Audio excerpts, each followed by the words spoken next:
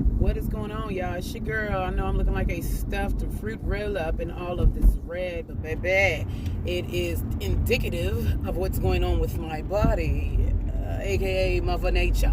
So anyway, y'all, whew, I know. Well, I started a video and my phone just kept acting up because, of course, I'm still in the broke category of things. I can't afford a camera right now. But anyway, yeah, I know I probably said it in other videos previous. I don't know. It's been a while for me. But yeah, y'all, I've had one of the most tremendously crazy years of my life, shall I say. From me getting sick in January. No. Technically, it started before the beginning of the year. Being in the hospital for 2 weeks straight in February, then again a week straight in June, which led us on up, which is crazy because when I was admitted in June, we were moving back from Rock Hill to Greenville. Now, we are currently back in Greenville, whatever, but literally the day that I discharged out of the hospital in Pineville, North Carolina, which, if y'all don't know and y'all new to my channel, I am from Charlotte. So Pineville hospital I was in, the day that I discharged or whatever, luckily my sister-in-law was able to spend the night with me because she had to drive my car all the way back to Greenville. And I discharged the same day that we were literally moving in. So, y'all, it's just it had been a mess for a while because I filed for, technically I applied for disability in June. They gave me my interview, which was supposed to be on my birthday, which is July 22nd, but they gave it to me a week earlier, which I'm not going to complain, because the earlier the better. And thankfully, prayerfully, thankfully, I got approved. So, I'm just waiting for all of that to happen. And it's just been a crazy ass year, from everything falling on to my husband to us having his sister live with us, which y'all know sometimes that shit don't always work out.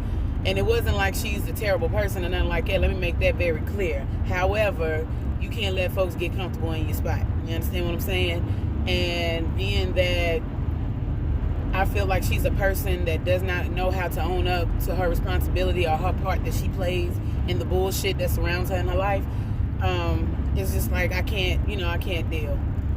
Plus, I'm dealing with a knucklehead teenager who thinks it's cool to just not be out in these streets or whatever, because I definitely ain't playing that shit. But, just doing basic ass knuckleheaded shit like vaping. Vaping, people die from that shit.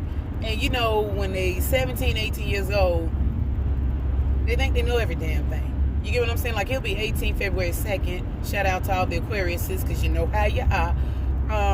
He's just that type of person. First of all, he's not forthcoming with his feelings. It's like pulling teeth, okay?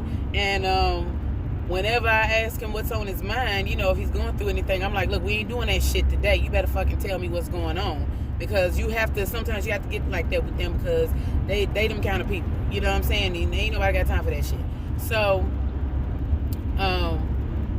dealing with his foolery, especially since in his last year of school, I don't know if he's going through a mini teenage crisis in his life or what, but fast forward to rewind, because the beginning of this year, like I said, was just fucking ridiculous for me. Like, we were in this crap trash ass apartment, and you know how you do the model, you look at the model first, and of course that's how they lure you in. But granted, to their how do you say it? Basically, to credit them, the hardwood floors were a plus, because I didn't have to vacuum. We did have carpeting in the rooms or whatever, so that was a good thing. The only thing about it was poor ventilation within that apartment, and it had a lot of black mold, which attributed to me being sick.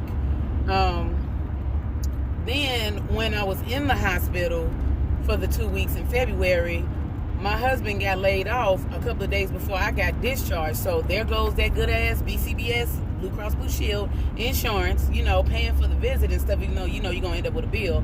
But you get what I'm saying? I had all that going on. We couldn't cover the bills or whatever, so you know what happens when you can't pay the rent? You got to go. So, then on top of that, I wasn't really getting short-term disability because Target was calling me and asking me, when my return to work date was, and I couldn't give it to them because I was still recovering, in recovery. And let me tell you something. What people don't realize until they go through it, you might think just sitting up in a damn hospital bed all day is a mere nothing. You know what I'm saying? It's nothing, not a big deal because you're just laying there, you're not really doing anything. Granted, I wasn't just laying around. Of course, I had to get up, use the bathroom, wash my ass, stuff like that. And then I've had three different physical therapists come and, try to get me back on the mend or whatever. You know what I'm saying? But even when I came home, I still had to mend myself. You know what I'm saying? I still had to get back around, get adjusted to the germs and shit because I'm in such a sterile environment for 2 weeks straight. I mean, it was doing a number on my skin. Like, my skin, it felt like I could not scrub enough dead skin off my body. I had chafing in between my thighs. It was crazy. You know what I'm saying? Even though I did wash up, don't get me twisted. Like, I took a shower, but you know how it is. You don't know how clean the beds and stuff really are and stuff like that. Because it ain't like they using Downy and all stain lifter, you know what I'm saying, on the sheets and shit. You know what I'm saying? Ain't no fabric softener. It's just basic ass, no scent cleanser for your clothes. Oh God, I look big right here. But then to be laid off or whatever was so crazy because he worked a third shift.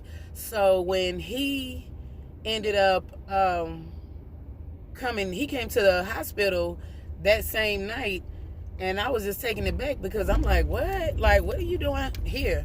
And he was like, man, I got laid off, and he was already feeling bad. And then to sit there and have to, have to deal with the kids and stuff like that, even though my son, the oldest son, is 17 years old, because y'all know my middle is technically my stepchild, so he don't live with us. But my oldest, he could fend for himself or whatever, but he was helpful in the process. Like, he put his little sister to bed. He knew what time she had to go to bed and all this other stuff, and he got her together, you know what I'm saying? And he stayed downstairs, of course, because he needed to be there, while his sister was asleep, and until my husband got home. And on top of, thankfully, our peoples, our neighbors / friends or whatever that stayed upstairs, they contributed to it. My mother contributed to it. My sister-in-law, another sister-in-law, helped out. A really great friend of ours helped out. She cuts hair, being on your feet and stuff all day and working a part-time job plus coming to help. Like, people just don't realize it literally takes a community. You get what I'm saying? To keep it together. So don't ever get it twisted. And of course, I ended up losing my job with Target, not because of work ethic or whatever like that, but basically, if you're sick, I don't know how long I'm going to be on the mend. It's no sense in me trying to come back to work and then put myself back status quo, like back in the same position that I was in. So, plus, like I said, laying up in that damn hospital bed, your body has to figure itself back out because you're just laying there limp. I couldn't do too much movement because a lot of the time I was just in pain. And when you have lupus, my lupus, for one, I know I've said it plenty of times, but my lupus, for me, for other people, it does different things. And no two cases are alike. I don't give a damn what nobody tells you. They're not. But it affects everybody different ways. Like, for the most part, it can attack your main organs because both times that I've been sick, I've had inflammation around my heart and lungs. You get what I'm saying? And so I have to deal with fast heart rate, palpitations and stuff that I didn't normally have to go through when I wasn't sick, of course. And then having your body pumped with 4 or 5 different antibiotics at the same time on top of a regular drip so that you don't dehydrate. Because, I'm the type of person, when I'm in discomfort, I don't want to eat, I don't want to drink, I just want to rest and focus all my energy and concentration on me getting better, on me resting. So, on top of that, having to worry about my kids and stuff like that, I was feeling really low in February because, every day, even though my daughter was 2 going on 3 at the time, every day that I'm not there, I know she's not forgetting mommy, But at the same time, it will make you feel that way because you feel like 2 weeks out of my son's life. 2 weeks is 2 weeks, and that's a lot to a mother. It's very different for a father, but it is a lot to a mother. You feel like that's an eternity. Like, oh my God, what are my kids doing? You know what I'm saying? I wonder what they're up to and stuff like that. So, and if I didn't complain the way that I did to the doctor, and I know they wanted to keep me in there because they wanted to make sure that they didn't just send me out there and I risk getting sick again, but he understood my plight as a mother. You get what I'm saying? Because I'm sure he was married and had kids of his own. They probably would have kept me another 2 weeks, and I didn't want that. You know, my white blood cell count was dropping like 1.4, 1.2, and it was down for a minute, and it was still low when I left. Like, when I discharged in February, my white blood cell count was like 2.0, which is still low. But, and they put me on, like I said, a liquid diet the first week or whatever, so I done lost all this damn weight. Yeah, I'm on my way to go get moops. So I'm trying to make sure. Okay. So, yeah, you know what I'm saying? They got me on this liquid diet, so I'm already barely eating, but I'm barely, you know, I'm eating soup and drinking liquids. And then by the time week 2 comes around, they put me back on solid foods. By this time, I'm just regaining the feeling for textured foods. So I'm not really eating as much, you know what I'm saying? And for some reason, when I was on that liquid diet, like before they put me on it, I was on regular foods for the first couple of days. But for some reason, it was taking me too long to not only chew it, but to try to swallow it. And it got to be too much of a task. So when I complain, I'm like, look, I can't eat or swallow anything. I really don't want to, you know, I don't know. Like, I'm not gonna, cause I'm hungry. So they ended up putting me on the liquid diet or whatever. And I mean, when you already, again, ain't eating that much, you gonna end up losing more weight. So, you know, it's just all these things, these factors going on, and it's only very few people in my life that actually knew what was really going on. But I'm just not a person. I like to be private when it comes to certain things. You get what I'm saying? Because when you're going through life, you kind of just need to go through the moment. And I'm not even the type to put my shit out on Facebook. Like, whoever I tell certain things to is because it's somebody I can trust. And trust me, that's not too many people. You know, especially with that kind of sensitive information. And these are people that I know won't judge. And I know you got to go through life experiences. You get what I'm saying? But at the end of the fucking day, when you're going through it, you're just going through it. Like me having thoughts of suicide, wanting to blow my own head off. Like, it was real for me. You know what I'm saying? Because the one sense of normalcy that I had for myself, which was working at Target, it got swept from up under my feet. You know, the rug got pulled from up under my feet. And I'm like, why? Like, what the hell happened? You know what I'm saying? And then dealing with, we done went through 9 transitions of damn property managers at the apartment. So it was never really nobody that clutch or that like around long enough for us to file complaints, for us to put in work orders, none of that shit. And I'm still debating on whether I need to call the department health, the environmental health or whatever, DHEC. And there's a DHEC everywhere. So I'm debating, do I need to, whether I should still, even though we've long moved from there since June, should I still file a report? Is it too late or whatever? Y'all give me y'all's opinion in the comment section below. I just want to know, because sometimes that shit weighs heavy on my heart. Like, regardless, I understand the fact of why we had to leave, because we couldn't afford it anymore. But at the very same time, you still, even if you are the 10th person to become property manager there, it is still your responsibility to make sure the black mold is taken care of. We had a slow leak in the bathtub, in the master bath, and it got to a point where I couldn't even use the master bath because I was semi-quarantined in our master bedroom. My husband slept on the couch for at least 2.5 months. And then nobody really used our bathroom in the room but me. And it was just like, then the mold had got so bad that I had to go use the bathroom that everybody else was, using. So now I'm risking me. I'm using a shower chair, which I still use that shower chair. I don't use my walker as much as I used to, whatever. But when I start back trying to get myself together and trying to exercise, and I will do so.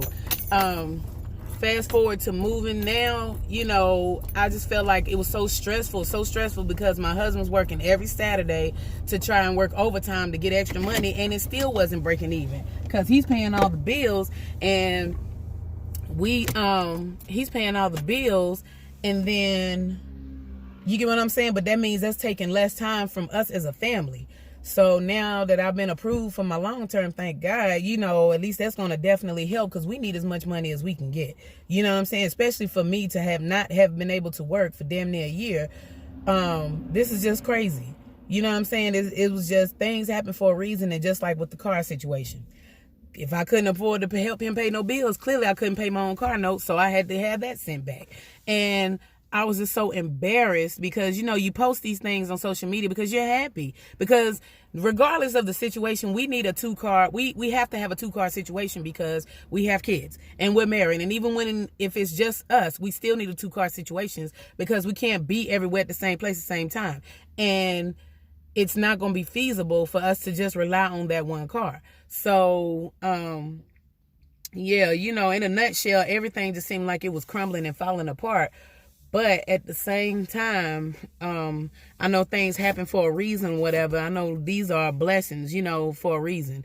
All I can say is, just from this year alone, I just learned that patience is a virtue. Your faith has to be stronger than a lot of the shit that's going on around you, because I'm telling y'all, at the end of the day, all I had was my faith. You get what I'm saying? I was not able to, again, I wasn't able to work. You know what I'm saying? I was getting all these medications switched out, and then your body has to still get adjusted, and it takes time for some of that stuff to work. I was taking 3,000 milligrams a day of Cell. I'm down to 2,000 milligrams because I actually could have cut back on one of the pills, because I was having so many lightheaded spells that even to attempt to cook a meal, I would have to drag a chair in the kitchen. Kitchens ain't but so big, so in this apartment that we stay in now, but I'm having to sit, you know what I'm saying, while trying to finish dinner or whatever, because I feel like I'm about to pass out. If I turn too quickly, I feel like I'm gonna pass out. They put me on heart medications, you know what I'm saying, for my heart rate and stuff like that. I'm still taking my vitamin D once a week. Now I had a scare to make sure I didn't have something called a GIST, which is a stomach tumor, like in my stomach or whatever. And luckily, I just recently cleared for that. Thank God. You know, but because my transferrin, the transferrin element in my iron count is a 12 when the lowest should be a 20. So I'm out here feeling and looking like an old hag these days, because I'm just feeling like, oh my God, like, you know, just going through the emotional craziness that comes with all of this. And then the fact that, you know, we weren't afforded to do a lot of things this year, and all because of me being sick. I was mad at myself. I wasn't mad at God. I was mad at myself. I was mad at the situation. And I just was lashing out because I just could not deal. You get what I'm saying? Because I had internalized so much that now I'm like, where can I turn? I heavily thought about going to therapy or whatever, because it is definitely necessary. And there's nothing wrong, black folks. Let's get over the bullshit. Therapy is necessary for everybody. Sorry, y'all. I'm looking like a big jug of Kool-Aid, but I ain't that big. You know, you go through things, and that's why I said I was going to try. I told my husband I was going to try to do better about posting videos, because you just never know what a person is going through. If there's any questions or anything y'all want to ask, you want me to answer, I'll answer pretty much anything at this point, because I was debating on whether I was going to even post a video about this. But I find that making these videos, they can be therapeutic. And I remember when I was consistently doing them, they were, you know.